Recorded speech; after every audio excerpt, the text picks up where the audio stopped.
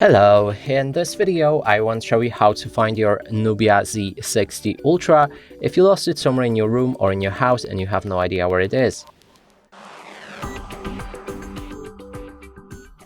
And to do this we'll be using Google Assistant, and for that you will also need to activate your Google Assistant on a lock screen, and also make sure that you have a sound on your phone. If not, this method won't work. Then you can shout or ask with the phrase "where are you?" or to play any song or a music. That way your phone should make a sound and then it will be easy to find it.